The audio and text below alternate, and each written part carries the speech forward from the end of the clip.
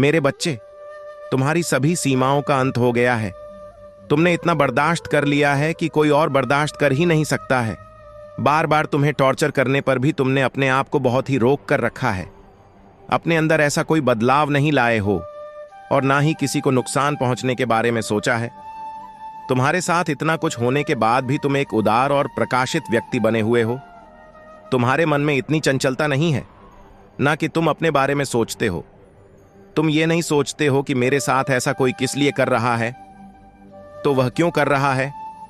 मेरे बच्चे, निष्ठुर व्यक्ति तो निष्ठुर ही होते हैं। उनके लिए कुछ मायने नहीं रखता है, ना उनके अंदर दर्द होता है और ना ही उनके अंदर किसी के लिए हमदर्दी होती है। बस वे दूसरों को तकलीफ दुख पहुंचाते रहते हैं। उनके लाख मना करने पर भी वे उनके ऊपर जोरों से प्रहार करते रहते हैं। चिंतित होने पर भी उन्हें बिल्कुल भी भय नहीं लगता है। वजह नहीं सोचते हैं कि मैं उनके साथ जो बर्ताव कर रहा हूं, शायद मेरे साथ भी यदि होने लगेगा तो मैं क्या करूंगा। इस तरह की जो मैं कुटिलता और चतुराई कर रहा हूं, वह शायद एक दिन वह जान जाएगा, तो फिर मेरे बारे में क्या सोचेगा, किस प्रकार की बातें वह अपने घर में करेगा। क्योंकि तुम जो है अपने लिए बहुत कुछ सोच रहे हो, दूसरों के बारे में कुछ मतलब नहीं है तुम्हारा। इसलिए मेरे बच्चे, आज तुम्हारी काली माता तुम्हें बहुत ही विनम्रतापूर्वक समझने का प्रयास करने आई है। यदि आज तुम समझ जाते हो तो तुम्हारे जीवन की सभी गतिविधियां शांत हो जाएंगी। जो तुम्हारे जीवन में यह भयंकर प्रलय मची हुई है, वह सब शांत हो जाएगी। तुम्हारे भीतर का वह इंसान जाग उठेगा जो प्रेम, आशा और दूसरों की मदद करने के लिए सदैव तैयार रहेगा। क्योंकि ईश्वर यही चाहते हैं कि हर व्यक्ति एक दूसरे की मदद करना सीख ले। यदि वह सक्षम है तो हर एक व्यक्ति की मदद कर सकता है। यदि वह सक्षम नहीं है तो फिर कोई बात नहीं है उसमें। परंतु जो व्यक्ति हर तरीके से सज्ज है, हर तरीके से उसके पास सुख सुविधाएं हैं, तो वह दूसरों के लिए अपनी सुख सुविधा कुछ साझा कर सकता है। क्योंकि करने से कोई तुम्हारा नुकसान नहीं होता है, उसमें तुम्हारा फायदा ही होता है। तुम पुण्य की भागी बन जाओगे। तुम्हारे लिए पुण्य निर्धारित कर दिया जाएगा। जो तुमने पाप किए हैं, जो पूर्व जन्म के हैं, या तुमने इस जन्म में जो भूल से और जान से पाप कर्म किए हैं, उसको प्रभु और मैं माफ कर देता हूं। क्योंकि जो भी तुम्हारे से गलतियां हुई हैं, उनका पश्चाताप करना ही तुम्हारे लिए सर्वोपरि है। यदि तुम उसके लिए पश्चाताप नहीं करते हो तो आगे चलकर तुम्हें बहुत ज्यादा दिक्कतों का सामना करना पड़ सकता है। क्योंकि बार बार तुम्हारी काली माता तुम्हें समझाने के लिए नहीं आएंगे। मैं आज तुम्हें समझ रही हूं, तो तुम्हारी कुछ ऐसी गलतियां हैं जिस वजह से तुम बहुत ही ज्यादा परेशान हो।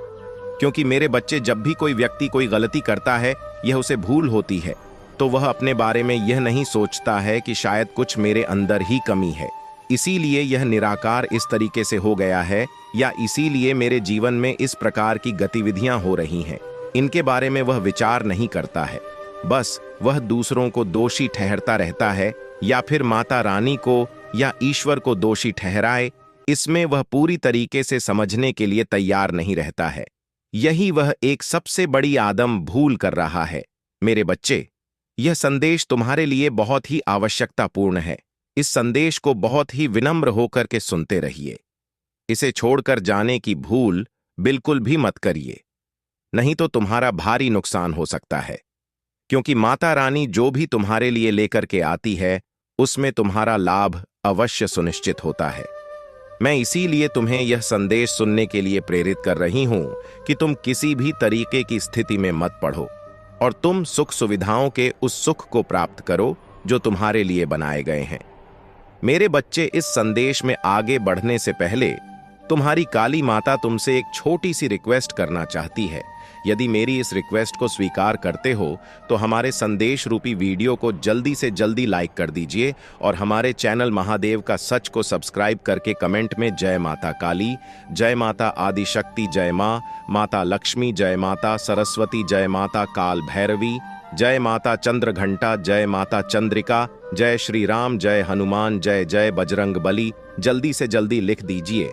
जितनी जल्दी तुम मेरे इन सभी दिव्य और अलौकिक नाम का उल्लेख मेरे कमेंट बॉक्स में करोगे, इतनी जल्दी तुम्हारे ऊपर मेरी विशेष और विशिष्ट कृपा प्राप्त होगी, क्योंकि मैं बहुत ही ज्यादा प्रसन्न हो जाऊंगी। इतना ज्यादा पसंद हो जाऊंगी कि मैं जो तुम्हें नहीं देना चाहती हूँ वह भी देने के लिए विवश हो जाऊंगी। इसीलिए मेरे बच्चे, कहा जाता है कि भक्ति के वश में भगवान होते हैं, क्योंकि भक्त भगवान को कुछ भी करने के लिए विवश कर देते हैं। इसीलिए वह वरदान के योग्य होते हैं, जो कि भगवान अपने भक्तों को बड़ी ही सफलता से वरदान दे देते हैं। वह यह जानते हैं कि इतनी मेहनत की है, इतना परेशान किया है, मेरे लिए तप साधना की है, तो मेरा यह कर्तव्य बनता है कि अपने भक्त की उसे इच्छा को पूर्ण कर दिया जाए, जिस इच्छा के लिए इसने वर्षों मेरे लिए कठिन तप करके और कठिन परिस्थितियों में मेरे लिए इतना कुछ किया है।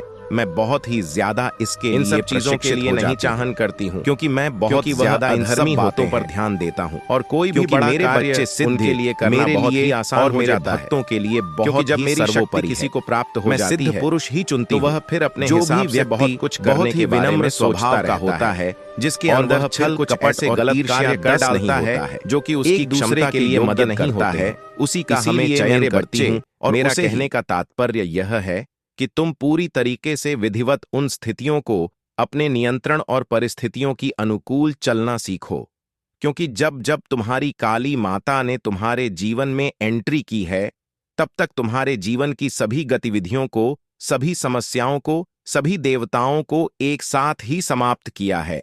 अब तुम्हारा फिर से समय आ गया है, क्योंकि जो चीज तुम्हारे लिए रह गई थी तुमसे और तुम्हारे जीवन से दूर करने के लिए, वे अब करने का समय आ गया है, क्योंकि उनसे तुम्हारे जीवन में बहुत दुख और तकलीफ हो रही है।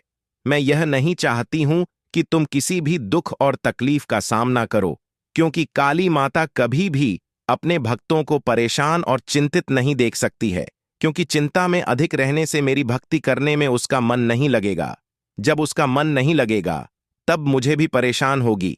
इसीलिए मैं अपने भक्तों को बहुत ही अलग तरीके से रखती हूं और अलग तरीके से उन्हें कृपा दृष्टि प्रदान करती हूं। मेरे बच्चे, इस प्रकार की तुम बाधा को दूर करने के लिए बिल्कुल भी चिंतित और परेशान मत होना, क्योंकि मैं तुम्हें पहले से ही इतना मजबूत बना दिया है कि तुम हर परिस्थिति का अकेले ही सामना कर सकते हो, क्योंकि सिचुएशन चाहे जैसी भी हो, उसका सामना करना ही सर्वोपरि धर्म होता है। क्योंकि जब इंसान के सामने ऐसी परिस्थिति आ जाती है कि उसका फैसला लेना बहुत ही मुश्किल हो जाता है, तब वह एकदम से बौखला जाता है।